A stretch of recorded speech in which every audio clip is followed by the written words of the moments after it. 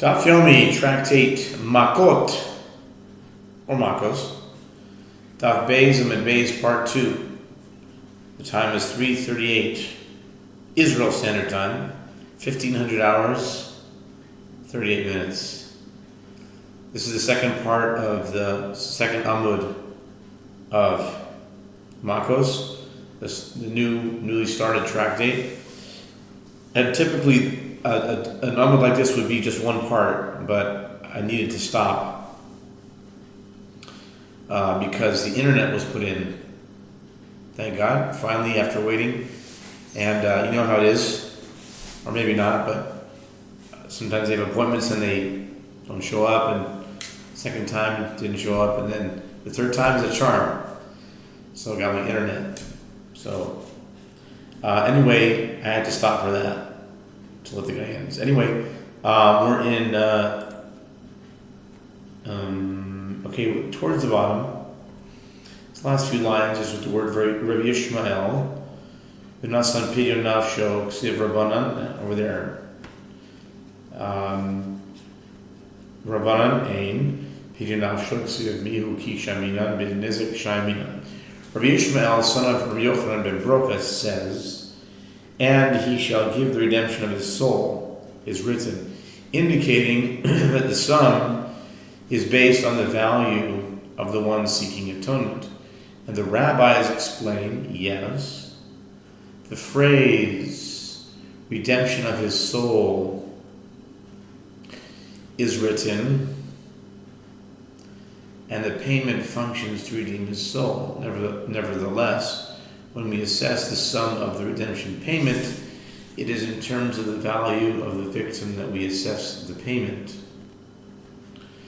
Ve'ein nimkaran be'avid ivri Sofer Rav Hamnuna lemeimar hani mini hechadis le'lidei demigo diu lo nizdaban inhu nami lo mizdabnu aval hechadeles le'lidei aval gam de'isluhu lidihu mizdabnu.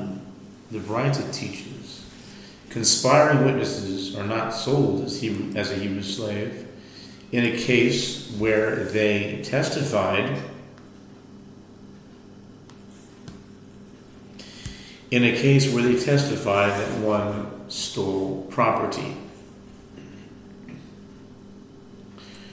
Rav Hamnuna sought to say this statement applies only in the case where the falsely accused has means of his own to repay the sum of the alleged theft.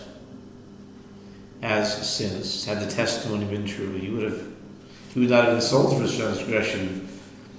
The witnesses too are not sold when they are rendered to conspiring witnesses, but in a case where the falsely accused does not have the means of his own and would have been sold into slavery had their testimony been accepted, even if the witnesses have means of their own, they are sold as they are sought to have slavery inflicted upon him. Amar le'Rave v'le'memer lehu i'ant havilach mi havi mizdabant ana nami lo mizdabdinan ela Sofer Rav Hamnuna le'memer hani mili hechadis lehu o lididei o lidihu aval hechadeles le lo didei v'lo didhu mizdabni. Amar Rave v'nimka b'gnei v'asoi Amar Rachmano b'gnei v'asoi loy b'zamanoi. Rava said to him, and let the witnesses say to the person against whom they testified, if you had money, would you have been sold? We too will not be sold. Since they have the means, they can pay the sum that they owe and not be sold as slaves. Rather, the Gemara proposed an alternative formulation of the statement of Rav Hamnuna.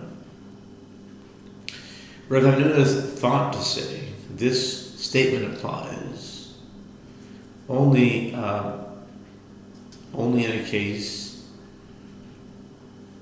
where I mean, a thought just came to me right now. I mean, here's something the Gemara didn't suggest, but I mean, if the court has the power of any kind of seizure of money, okay. So if they want to do a real contract someone, let's say the people, the false witnesses, the Edom Zoman, wanted to falsely accuse somebody and make him into a slave by saying he stole something which you couldn't pay back. So a very simple, and it won't be contract someone because now these witnesses, they do have the money to pay back. But the very simple solution, the court can just take away all their money and they'll have no money now. And now they can't pay, and now they have to be sold. Why didn't the Gemara say that? It's a thought. Anyway, the Rav Avinu thought to say this statement applies only in a case where either he, the falsely accused, or they, the witnesses, have the means to pay the sum. But in a case where neither he nor they have the means, the witnesses are sold. In that case, had their testimony stood, the alleged thief would have been sold into slavery. They too lack the means to pay the sum that they're liable to pay as conspiring witnesses, therefore they are sold. Rava said to him, that is not so, as the merciful one states. And he shall be sold for his theft, Exodus 21:30, from which it is inferred, for his theft, but not for his conspiring testimony. Mishum Rabbi Akiva Amru Bechule. My time with Rabbi Akiva. Sofer kanasahu kanas im shalem al pi atzmoi. Amar Rabba teda sharei lo asu maseh v'ne'rogim u'mishalmin. Amar Nachman teda sharei mamon biyad ba'alim u'mishalmin. It is taught in the Braita, the sages said, in the name of Rabbi Akiva, they also do not pay based on their own admission. The Gemara explains, what is the reason for the opinion of Rabbi Akiva? He holds that money paid by a convicted conspiring witness is a fine. And the principle is, one does not pay a fine based on his own admission. One pays a fine only on the basis of testimony. Rabbi says, no, meaning be aware, know that it is a fine, as these witnesses did not perform an action and cause no actual damage, and yet they are executed or paid depending on the nature of their testimony, indicating that it is a fine rather than a monetary restitution. Nachman says, no, that, meaning be aware that, be informed that, know that it is a fine rather than a monetary restitution or damages, as the money they sought to compel him to pay ultimately remains in possession of the owner against whom they testified, and yet they pay him.